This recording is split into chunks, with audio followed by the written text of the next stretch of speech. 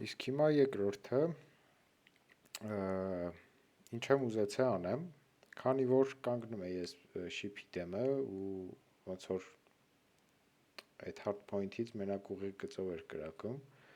ու ներվայնացնող էր այդ ամեն ինչը, ասեցի ինչ կարելի է անել, կարելի է վերցնել այս body-ները փորձել իրանց rotate անել, այսինքն direction տալ tick-ի հետ, որ ինքը պրիցել անի, ուղղությունը փոխի դեպի target ու ինչ եմ արել դրա համար, երևի սկսեմ stay-ից, մի հատ blueprint interface եմ implement արել, որ ունի set aim target, ես ոնց որ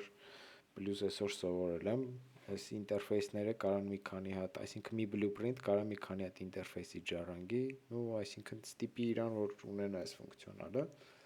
ու կարևորը այդ չի, երևի կարելի էր առանց սրա էլ, բայց հա,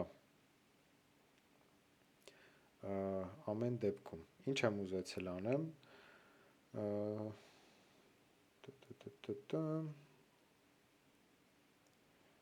event send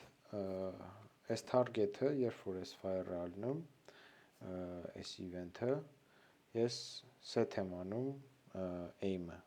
այսինքն ինչի վրա այս նոր target-ները պետքա նայեն, ու begin play-ի ժամանակ,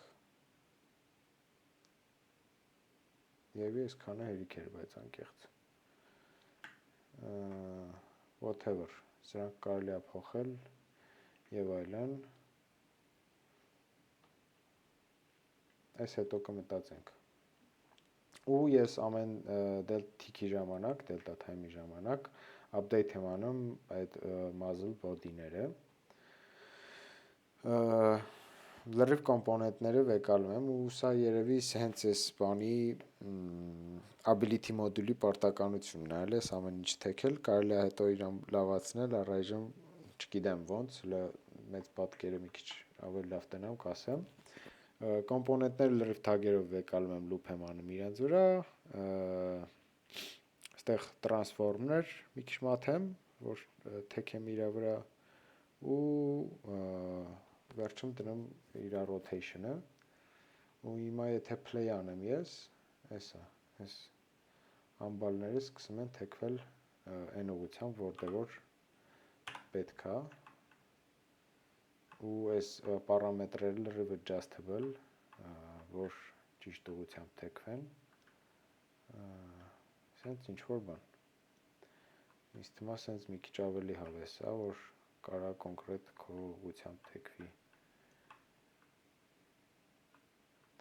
այսքանը հաջողություն։